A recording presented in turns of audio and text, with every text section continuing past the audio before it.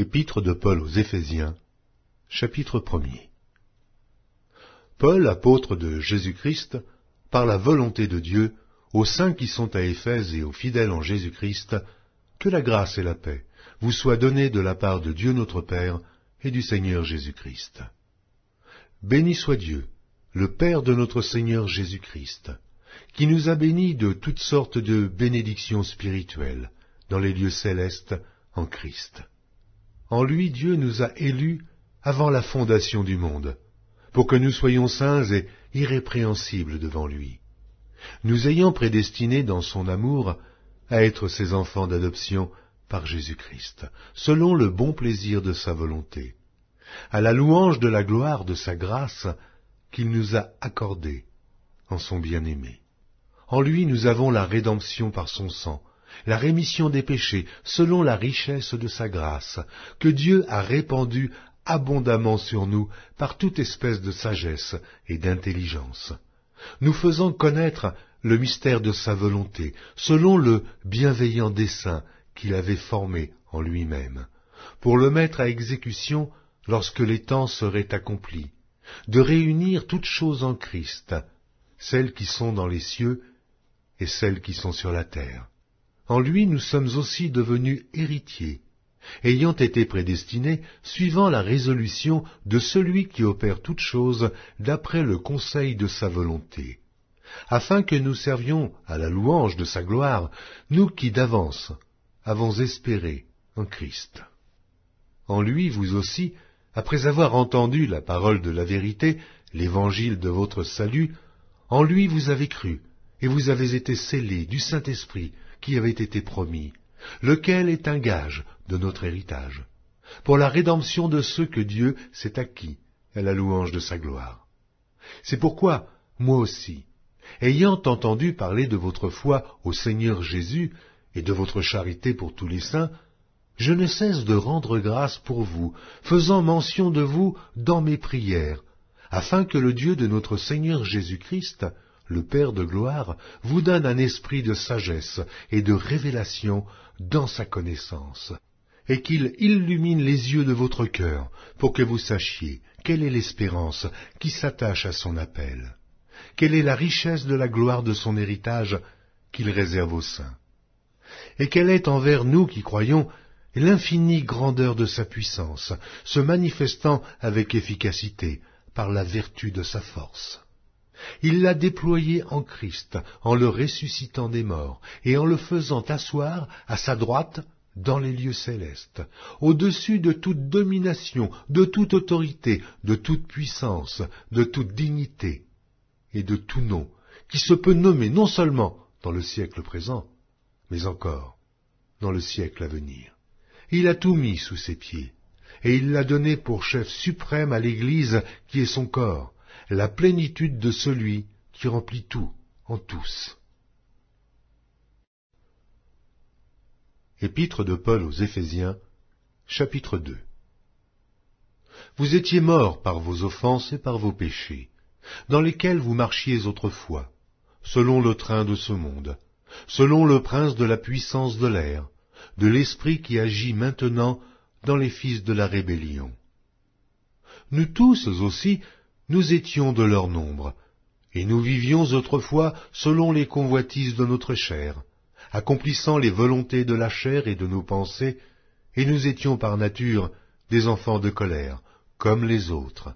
Mais Dieu qui est riche en miséricorde, à cause du grand amour dont il nous a aimés, nous qui étions morts par nos offenses, nous a rendus à la vie avec Christ. C'est par grâce que vous êtes sauvés. Il nous a ressuscités ensemble, et nous a fait asseoir ensemble dans les lieux célestes en Jésus-Christ, afin de montrer dans les siècles à venir l'infinie richesse de sa grâce, par sa bonté envers nous, en Jésus-Christ. Car c'est par la grâce que vous êtes sauvés, par le moyen de la foi, et cela ne vient pas de vous, c'est le don de Dieu. Ce n'est point par les œuvres, afin que personne ne se glorifie, car nous sommes son ouvrage, ayant été créés en Jésus-Christ pour de bonnes œuvres que Dieu a préparées d'avance, afin que nous les pratiquions. C'est pourquoi Vous, autrefois païens dans la chair, appelés incirconcis par ceux qu'on appelle circoncis, et qui le sont en la chair, par la main de l'homme, souvenez-vous que vous étiez en ce temps-là, sans Christ, privés du droit de cité en Israël, étrangers aux alliances de la promesse, sans espérance et sans Dieu dans le monde. Mais maintenant, en Jésus-Christ, vous qui étiez jadis éloignés, vous avez été rapprochés par le sang de Christ. Car il est notre paix, lui qui des deux n'en a fait qu'un, et qui a renversé le mur de séparation, l'inimitié, ayant anéanti par sa chair les lois des ordonnances dans ses prescriptions, afin de créer en lui-même avec les deux un seul homme nouveau, en établissant la paix, et de les réconcilier l'un et l'autre en un seul corps, avec Dieu par la croix, en détruisant par elle l'inimitié. Il est venu annoncer la paix à vous qui étiez loin, et la paix à ceux qui étaient près. Car par lui, nous avons les uns et les autres accès auprès du Père, dans un même esprit. Ainsi donc, vous n'êtes plus des étrangers, ni des gens du dehors, mais vous êtes concitoyens des saints, gens de la maison de Dieu. Vous avez été édifiés sur le fondement des apôtres et des prophètes, Jésus-Christ lui-même étant la pierre angulaire. En lui, tout l'édifice bien coordonné s'élève pour être un temple saint dans le Seigneur. En lui, vous êtes aussi édifiés pour être une habitation de Dieu, en esprit. Épître de Paul aux Éphésiens, chapitre 3. À cause de cela, moi, Paul, le prisonnier de Christ pour vous, païens, si du moins vous avez appris quelle est la dispensation de la grâce de Dieu qui m'a été donnée pour vous, c'est par révélation que j'ai eu connaissance du mystère sur lequel je viens d'écrire en peu de mots. En les lisant, vous pouvez vous représenter l'intelligence que j'ai du mystère de Christ. Il n'a pas été manifesté aux fils des hommes pendant les autres générations, comme il a été révélé maintenant par l'Esprit aux saints apôtres et prophètes de Christ. Ce mystère, c'est que les païens sont cohéritiers, forment un même corps et participent à la même promesse en Jésus-Christ par l'Évangile, dont j'ai été fait ministre selon le don de la grâce de Dieu qui m'a été accordé par l'efficacité de sa puissance. À moi, qui suis le moindre de tous les saints, cette grâce a été accordée d'annoncer aux païens les richesses incompréhensibles de Christ, et de mettre en lumière quelle est la dispensation du mystère caché de tout temps en Dieu qui a créé toutes choses, afin que les dominations et les autorités dans les lieux célestes connaissent aujourd'hui par l'Église la sagesse infiniment variée de Dieu, selon le dessein éternel qu'il a mis à exécution par Jésus-Christ notre Seigneur, en qui nous avons, par la foi en lui, la liberté de nous approcher de Dieu avec confiance. Aussi je vous demande de ne pas perdre courage à cause de mes tribulations pour vous. Elles sont votre gloire. À cause de cela, je fléchis les genoux devant le Père, duquel tire son nom toute famille, dans les cieux et sur la terre, afin qu'il vous donne, selon la richesse de sa gloire, d'être puissamment fortifié par son esprit dans l'homme intérieur, en sorte que Christ habite dans votre cœur par la foi, afin qu'étant enraciné et fondé dans l'amour, vous puissiez comprendre, avec tous les saints, quelle est la largeur, la longueur, la profondeur et la hauteur, et connaître l'amour de Christ, qui surpasse toute connaissance, en sorte que vous soyez remplis jusqu'à toute la plénitude de Dieu. Or, à celui qui peut faire, par la puissance qui agit en nous, infiniment au-delà de tout ce que nous demandons ou pensons, à lui soit la gloire, dans l'Église et en Jésus-Christ, dans toutes les générations, au siècle des siècles. Amen. Épître de Paul aux Éphésiens, chapitre 4. Je vous exhorte donc, moi, le prisonnier dans le Seigneur, à marcher d'une manière digne de la vocation qui vous a été adressée, en toute humilité et douceur, avec patience, vous supportant les uns les autres avec charité, vous efforçant de conserver l'unité de l'esprit par le lien de la paix. Il y a un seul corps et un seul esprit, comme aussi vous avez été appelés à une seule espérance par votre vocation. Il y a un seul Seigneur, une seule foi, un seul baptême, un seul Dieu et Père de tous, qui est au-dessus de tous, et parmi tous, et en tous. Mais à chacun de nous, la grâce a été donnée selon la mesure du don de Christ. C'est pourquoi il est dit, « Étant monté en haut, il a emmené des captifs, et il a fait des dons aux hommes. » Or, que signifie « il est monté » sinon qu'il est aussi descendu dans les régions inférieures de la terre. Celui qui est descendu, c'est le même qui est monté au-dessus de tous les cieux, afin de remplir toutes choses. Et il a donné les uns comme apôtres, les autres comme prophètes, les autres comme évangélistes, les autres comme pasteurs et docteurs, pour le perfectionnement des saints en vue de l'œuvre du ministère et de l'édification du corps de Christ, jusqu'à ce que nous soyons tous parvenus à l'unité de la foi et de la connaissance du Fils de Dieu, à l'état d'homme fait, à la mesure de la stature parfaite de Christ, afin que nous ne soyons plus des enfants, flottants et emportés à tout vent de doctrine, par la tromperie des hommes, par leur ruse, dans les moyens de séduction, mais que, professant la vérité dans la charité, nous croissions à tous égards en celui qui est le chef, Christ. C'est de lui, et grâce à tous les liens de son assistance, que tout le corps, bien coordonné et formant un solide assemblage, tire son accroissement selon la force qui convient à chacune de ses parties, et s'édifie lui-même dans la charité. Voici donc ce que je dis, et ce que je déclare dans le Seigneur. C'est que vous ne devez plus marcher comme les païens, qui marchent selon la vanité de leurs pensées. Ils ont l'intelligence obscurcie. Ils sont étrangers à la vie de Dieu, à cause de l'ignorance qui est en eux, à cause de l'endurcissement de leur cœur. Ayant perdu tout sentiment, ils se sont livrés à la dissolution, pour commettre toute espèce d'impureté, jointe à la cupidité. Mais vous, ce n'est pas ainsi que vous avez appris Christ.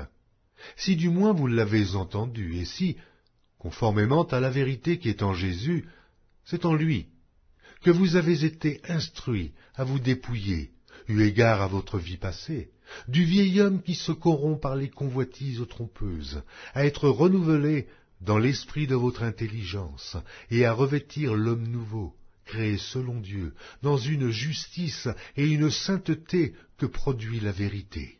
C'est pourquoi renoncez aux mensonges, et que chacun de vous parle selon la vérité à son prochain, car nous sommes membres les uns des autres. Si vous vous mettez en colère, ne péchez point, que le soleil ne se couche pas sur votre colère, et ne donnez pas accès au diable. Que celui qui dérobait ne dérobe plus, mais plutôt qu'il travaille, en faisant de ses mains ce qui est bien, pour avoir de quoi donner à celui qui est dans le besoin. Qu'il ne sorte de votre bouche aucune parole mauvaise, mais, s'il y a lieu, quelques bonnes paroles, qui servent à l'édification et communiquent une grâce à ceux qui l'entendent. N'attristez pas le Saint-Esprit de Dieu, par lequel vous avez été scellés pour le jour de la rédemption. Que toute amertume, toute animosité, toute colère, toute clameur, toute calomnie, et toute espèce de méchanceté disparaissent du milieu de vous. Soyez bons les uns envers les autres, compatissants, vous pardonnant réciproquement, comme Dieu vous a pardonné en Christ. Épître de Paul aux Éphésiens, chapitre 5. Devenez donc les imitateurs de Dieu, comme des enfants bien-aimés, et marchez dans la charité, à l'exemple de Christ, qui nous a aimés, et qui s'est livré lui-même à Dieu, pour nous, comme une offrande, et un sacrifice de bonne odeur. Que l'impudicité, qu'aucune espèce d'impureté, et que la cupidité ne soient pas même nommées parmi vous, ainsi qu'il convient à des saints. Qu'on n'entende ni paroles déshonnêtes, ni propos insensés, ni plaisanteries, choses qui sont contraires à la bienséance, qu'on entende plutôt des actions de grâce, car, sachez-le bien, aucun impudique ou impur, ou cupide, c'est-à-dire idolâtre, n'a d'héritage dans le royaume de Christ et de Dieu. Que personne ne vous séduise par de vains discours, car c'est à cause de ces choses que la colère de Dieu vient sur les fils de la rébellion. N'ayez donc aucune part avec eux. Autrefois vous étiez ténèbres, et maintenant vous êtes lumière dans le Seigneur. Marchez comme des enfants de lumière, car le fruit de la lumière consiste en toutes sortes de bonté, de justice et de vérité. Examinez ce qui est agréable au Seigneur, et ne prenez point part aux œuvres infructueuses des ténèbres, mais plutôt condamnez-les. Car il est honteux de dire ce qu'ils font en secret. Mais tout ce qui est condamné est manifesté par la lumière, car tout ce qui est manifesté est lumière. C'est pour cela qu'il est dit, « Réveille-toi, toi qui dors. Relève-toi d'entre les morts, et Christ t'éclairera. Prenez donc garde de vous conduire avec circonspection, non comme des insensés, mais comme des sages. Rachetez le temps, car les jours sont mauvais. C'est pourquoi ne soyez pas inconsidérés, mais comprenez quelle est la volonté du Seigneur. Ne vous enivrez pas de vin, c'est de la débauche. Soyez au contraire remplis de l'esprit. Entretenez-vous par des psaumes, par des hymnes et par des cantiques spirituels, chantant et célébrant de tout votre cœur les louanges du Seigneur. Rendez continuellement grâce pour toutes choses à Dieu le Père, au nom de notre Seigneur Jésus-Christ, vous soumettant les uns aux autres dans la crainte de Christ. Femmes, soyez soumises à vos maris, comme au Seigneur, car le mari est le chef de la femme, comme Christ est le chef de l'Église, qui est son corps et dont il est le Sauveur. Or, de même que l'Église est soumise à Christ, les femmes aussi doivent l'être à leur mari en toutes choses. Marie, aimez vos femmes, comme Christ a aimé l'Église et s'est livré lui-même pour elle, afin de la sanctifier par la parole, après l'avoir purifiée par le baptême d'eau, afin de faire paraître devant lui cette Église glorieuse, sans tache, ni ride, ni rien de semblable, mais sainte et irrépréhensible. C'est ainsi que les maris doivent aimer leurs femmes comme leur propre corps. Celui qui aime sa femme s'aime lui-même, car jamais personne n'a haï sa propre chair, mais il la nourrit et en prend soin, comme Christ le fait pour l'Église, parce que nous sommes membres de son corps. C'est pourquoi l'homme quittera son père et sa mère, et s'attachera à sa femme, et les deux deviendront une seule chair. Ce mystère est grand. Je dis cela par rapport à Christ et à l'Église. Du reste, que chacun de vous aime sa femme comme lui-même, et que la femme respecte son mari. Épître de Paul aux Éphésiens, chapitre 6. Enfants, obéissez à vos parents, selon le Seigneur, car cela est juste. Honore ton père et ta mère, c'est le premier commandement avec une promesse, afin que tu sois heureux et que tu vives longtemps sur la terre. Et vous, pères, n'irritez pas vos enfants, mais élevez-les en les corrigeant et en les instruisant selon le Seigneur. Serviteurs, obéissez à vos maîtres, selon la chair, avec crainte et tremblement, dans la simplicité de votre cœur, comme à Christ, non pas seulement sous leurs yeux, comme pour plaire aux hommes, mais comme des serviteurs de Christ, qui font de bon cœur la volonté de Dieu. Servez-les avec empressement, comme servant le Seigneur, et non des hommes, sachant que chacun, soit esclave, soit libre, recevra du Seigneur selon ce qu'il aura fait de bien. Et vous, maîtres, agissez de même à leur égard, et abstenez-vous de menaces, sachant que leur maître et le vôtre est dans les cieux, et que devant lui il n'y a point d'acception de personne. Au reste, fortifiez-vous dans le Seigneur, et par sa force toute puissante. Revêtez-vous de toutes les armes de Dieu, afin de pouvoir tenir ferme contre les ruses du diable. Car nous n'avons pas à lutter contre la chair et le sang, mais contre les dominations, contre les autorités, contre les princes de ce monde de ténèbres, contre les esprits méchants dans les lieux célestes. C'est pourquoi, prenez toutes les armes de Dieu, afin de pouvoir résister dans le mauvais jour, et tenir ferme après avoir tout surmonté. Tenez donc ferme, ayez à vos reins la vérité pour ceinture. Revêtez la cuirasse de la justice, mettez pour chaussure à vos pieds le zèle que donne l'évangile de paix. Prenez par-dessus tout cela le bouclier de la foi, avec lequel vous pourrez éteindre tous les traits enflammés du malin. Prenez aussi le casque du salut et l'épée de l'Esprit, qui est la parole de Dieu. Faites en tout temps par l'Esprit toutes sortes de prières et de supplications. Veillez à cela avec une entière persévérance et priez pour tous les saints. Priez pour moi, afin qu'il me soit donné, quand j'ouvre la bouche, de faire connaître hardiment et librement le mystère de l'Évangile, pour lequel je suis ambassadeur dans les chaînes, et que j'en parle avec assurance, comme je dois en parler. Afin que vous aussi, vous sachiez ce qui me concerne, ce que je fais. Tychique, le bien-aimé frère et fidèle ministre dans le Seigneur, vous informera de tout. Je l'envoie exprès vers vous, pour que vous connaissiez notre situation, et pour qu'il console vos cœurs. Que la paix et la charité, avec la foi, soient données aux frères de la part de Dieu le Père et du Seigneur Jésus-Christ. Que la grâce soit avec tous ceux qui aiment notre Seigneur Jésus-Christ, d'un amour inaltérable.